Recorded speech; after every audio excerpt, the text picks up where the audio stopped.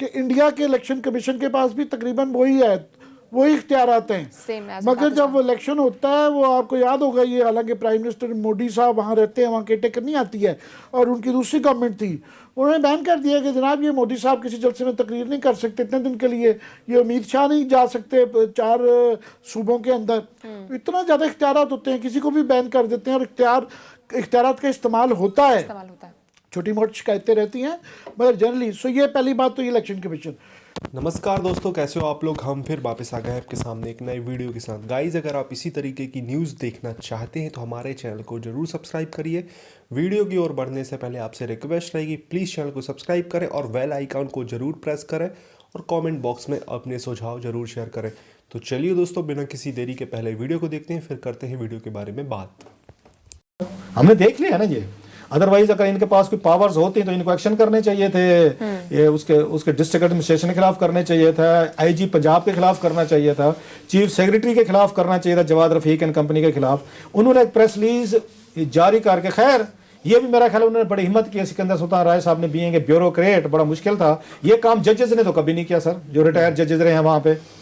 एक ब्यूरोक्रेट को कुछ भी कहें, कम से कम उसने कुछ स्पाइन दिखाई है कि वहां पे सिकंदर सुल्तान राजा साहब ने वहां पे खड़े होकर बता दिया है कि जनाब ये आपकी औकात है, ये इस मुल्क में इलेक्शन ऐसे होते हैं, इस तरीके से यहाँ पे मैनेज किए जाते हैं, ये कुछ फोर्सेज हैं, ये पावरफुल ब्यूरोक्रेसी है जो मेरे कहने में नहीं है। ये मुमकिन ही नहीं था कि इलेक्शन कमिश्नर जो हैं वो रात को ब्यूरोक्रेसी को ढूंढ रहे हैं, वो बंदे ढूंढ रहे हैं, उनका कोई फोन नहीं सुन रहा, उनकी कुछ चीजें, ये वो जिवाल है। इमरान खान साहब को इस पर खुश नहीं होना चाहिए ना, इनकी पार्टी को।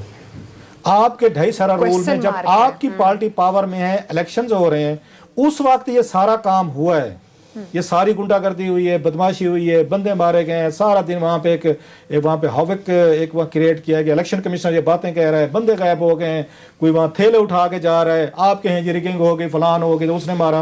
हजूर, आप सरकार, आप ये पावर में थे, आपकी एडमिन थी, आपका वहां पे आईजी था, आपका चीफ सेक्रेटरी था, आपके डीपीओ थे, आपके सारे थे, ये उनकी नाकामी। आप जीत भी जाते ना इस तरीके से, जिस तरह आपने इलेक्शन करवाए हैं, उससे साबित हुआ है कि ये सिस्टम ऐसे ही रहेगा। इमरान खान साहब को भी यही सूट करता है, जरदारी साहब को भी यही करता है, और नवाज शरीफ साहब को यही करता है।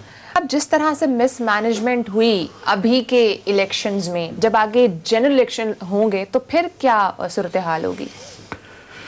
जनरल इलेक्शंस तो बड़ी दूर की बात है। ये बाई इलेक्शन, क्योंकि सुप्रीम कोर्ट ने ये लोकल बॉडीज के इलेक्शन का, बल्दियाती इंतखाबात का सुप्रीम कोर्ट ने कह दिया है, तो ये कुछ महीने में होने वाले हैं। मगर ये एक साबित हो गया है। क्लास साहब कह रहे हैं कि जनाब उसने बड़ा हौसला दिखाया कि एक प्रेस रिलीज इशू की है। बाकी अंडर द सर्कमस्टांसेस ये भी बड़ा लगता है कि ये प्रेस रिलीज आ गई है, मगर मुझे नहीं लगता कि इस इलेक्शन कमीशन में दम है कि ये लोकल बॉडीज़ भी करा सकती हैं। नेशनल इलेक्शन तो छोड़ें, तब की बात है। और याद रहे कि पाकिस्तान की पिछले 10-8 साल से लड़ाई जो चल रही है वो इलेक्शनों में चल रही है। 2013 के भी कंट्रोवर्शियल हुए, 2018 के भी हुए। उसके बाद जब ये लगाया गया था तो ये इनका पहला टेस्ट था कि अब ये बाई इलेक्शन हो रहे हैं, तो उसके अंदर ये टोटली फेल हो गए हैं। इख्तियारात बात है कि आपने इस्तेमाल करना होता है। अगर आप पढ़ें इलेक्शन कमीशन के इख्तियारात तो बहुत ज़्यादा हैं। वो उनके पास वर्चुअली जो है, फॉर एग्जांपल, उनको जो मेरे ख्याल में पहले ही आते सारी करना चाहिए था, इस इलेक्शन से पहले अपनी मर्जी का डीपीओ और डीसीओ करना चाहिए, उनके इख्तियार में था कि जी एक न्यूट्रल, मैं ये सिंध से ले आता हूँ, बलूचिस्तान से ले आएँ, अपना जो कि उनको सुने। क्योंकि ये इलेक्शन कमीशन के बहुत इख्तियार होता है कि तमाम एडमिनिस्ट्रेटिव उसके इख्तियारात उनके पास आ जाते हैं, वो रिकमेंड करे तो गवर्नमेंट के लिए मैंडेटरी है। इनको ये चाहिए था कि जनाब, दूसरा सारी रात ये मामले होते रहे, फ़ोन नहीं, हमें अगले दिन पता चल रहा है कि जनाब वो धुंध में गायब हो गए लोग और हमें नहीं मिल रहे। जब प्रेशर आया, क्योंकि मीडिया पे चल रहा था, सारा दिन चलता रहा है, तो पहली तो बात ये है कि ये इलेक्शन कमीशन में बिल्कुल फेल हो गया। ये बाई इलेक्शन नहीं करवा सकते, तो बल्दियात के इलेक्शन में अब आप कुछ भी देख लीजिएगा, जो मारकुटाई होगी यहाँ पे कुछ होगा, ये इनके बस की बात ही है।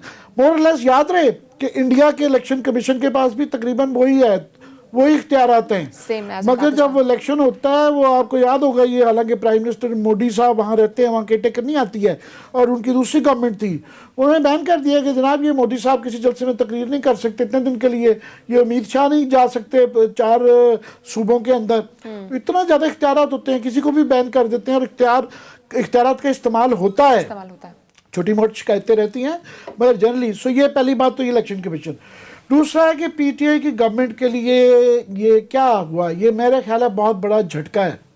झटका इसलिए है कि ये मिड टर्म क्रॉस कर गए हैं, तो ये बाई इलेक्शन जो होते हैं ना, ये थर्मामीटर होता है चेक करने के लिए कि अवाम की नब्ज किस तरफ जा रही है, ये इधर जा रही है, उधर जा रही है। तो झटका ऐसे है कि, और बाई इलेक्शन जो है ना, ये उसके अंदर गवर्नमेंट को बड़ी एडवांटेज होती है, और अक्सर जो है 19-20 क्या 17-20 का फ़र्क गवर्नमेंट डाल देती है बाई इलेक्शन के अंदर, क्योंकि एडमिनिस्ट्रेशन भी अपनी होती है, गवर्नमेंट भी अपनी होती है, फैसले भी अपने होते हैं, तो बाई इलेक्शन में गवर्नमेंट को वो एक एज होता है।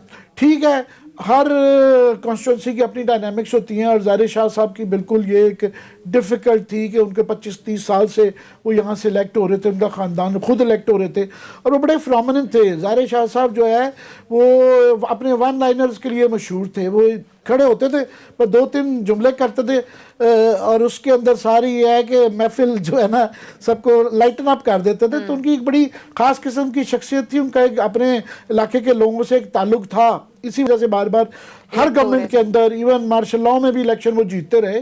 सो ये कॉन्स्टिट्यूंसी है। मगर और ये क्लास साहब सही कह रहे हैं कि उनकी बेटी थी, एक बंदा मर जाता है तो एक सिम्पथी वोट भी आता है, मगर ये सिम्पथी वोट नौशहरा में भी तो होना चाहिए था ना। वहाँ भी वालिद साहब थे जो कि मिनिस्टर भी थे साथ में, जो काका खेल साहब थे, वो उनके भी बच्चे को सीट मिली थी, वहाँ भी सिंपैथी वोट होना चाहिए था।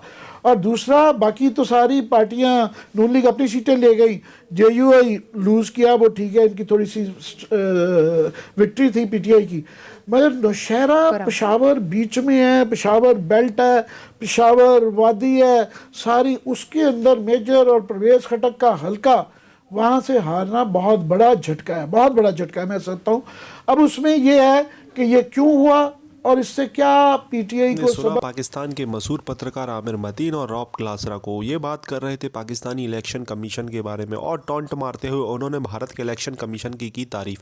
आपको बता दें दोस्तों, पाकिस्तान में अभी एक सीट पर इलेक्शन हुआ था, मतलब एक सीट नहीं, बहुत सारी सीटों पर इलेक्शन हुआ था, सेनेट के इलेक्शन होते हैं वहाँ पर।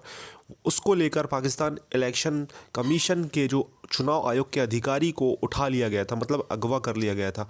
तो उसके बाद से पाकिस्तान के इलेक्शन कमीशन की ऐसी थू हुई, मतलब पाकिस्तान के इलेक्शन कमीशन की इतनी बेइज्जती हुई, मतलब पाकिस्तान के इलेक्शन कमीशन के पास कोई पावर ही नहीं है। आपको पता है जब इलेक्शन इंडिया में होते हैं, इलेक्शन कमीशन ने योगी आदित्यनाथ और अमित शाह की स्पीचों तक पर बैन लगा दिया था, कई बार ऐसा कुछ हुआ था।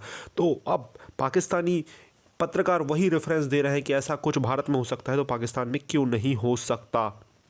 तो एक सेनेट की सीट पर इमरान खान की पार्टी और नवाज शरीफ की पार्टी के बीच कांटे की टक्कर में नवाज शरीफ की पार्टी आसानी से जीत रही थी, जिसके बाद इमरान खान या आर्मी को ये पसंद नहीं आया और वहाँ से इलेक्शन कमीशन के अधिकारियों को ही कैद कर लिया गया। और उसके बाद फवाद चौधरी ने डिक्लेयर कर दिया कि वहाँ पर पीटीआई जीत गई है। मतलब आप समझ सकते हो, जीता जिताया हुआ इलेक्शन ही डिक्लेयर कर दिया जाता है कि आप हार गए हो।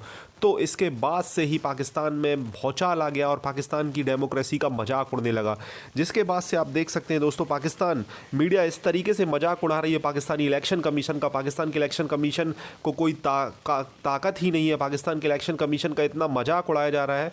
आपको बता दें कि इमरान खान को भी सिलेक्टेड प्राइम मिनिस्टर बोला जाता है। इमरान खान जब इलेक्शन जीत कर आए थे, उस समय नवाज शरीफ की पार्टी और जो अपोजिशन पार्टी थी काफ़ी टक्कर दी थी और इमरान खान की पार्टी को पूर्ण बहुमत नहीं मिला था। हालांकि कुछ अलायंस किए गए, जिसके बाद इमरान खान प्राइम मिनिस्टर बने हुए हैं। आपको पता होगा इमरान खान की जब काउंटिंग के कुछ ऐसे वीडियो भी आए थे जिसमें फौज फेक वोट काउंट कर रही थी, मतलब फेक वोट डाल कर उन्हें काउंट कर रही थी। कई सीटों से इमरान खान को इस तरीके से, मतलब उसकी पार्टी को इस तरीके से जिताया गया था। तो इस तरीके से इमरान खान को तब से सिलेक्टेड प्राइम मिनिस्टर बोला जाता है। आपको बता दूं, पाकिस्तान में कोई बैलेट से, मतलब अभी तक बैलेट से ही चुनाव होते हैं और बैलेट से चुनाव में आपको पता ही होगा घपलागिरी कैसे होती है। घपलागिरी आपको याद होगा, बिहार वगैरह में जब इलेक्शन होते थे तो पहले से ही बैलेट अपोजिशन या विपक्ष जो भी पार्टी मतलब घपला करना चाहती थी उसके वोटों से पैक रहता था आधा, और फिर 50% वोटिंग कराई जाती थी, फिर वोटिंग बंद कर दी जाती थी, उस तरीके से दूसरी पार्टी आसानी से चुनाव जीत जाती थी। तो बैलेटबाजी का चुनाव तो आपको पता ही होगा इस तरीके से किया जाता है। और यहाँ पर ईवीएम सिस्टम पाकिस्तान में नहीं है।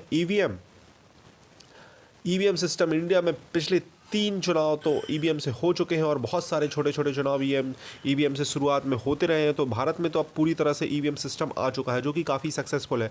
हालांकि इसे विपक्ष द्वारा काफ़ी बार कंट्रोवर्शियल बनाने की कोशिश की गई है, लेकिन विपक्ष जहां पर, जैसे पंजाब में अभी आपको याद होगा, बीजेपी का तो खैर वहां पर पैसे भी बहुत कम सीटों पर ही लड़ती है विधानसभा का, और बीजेपी का वहाँ पे कुछ भी नहीं है।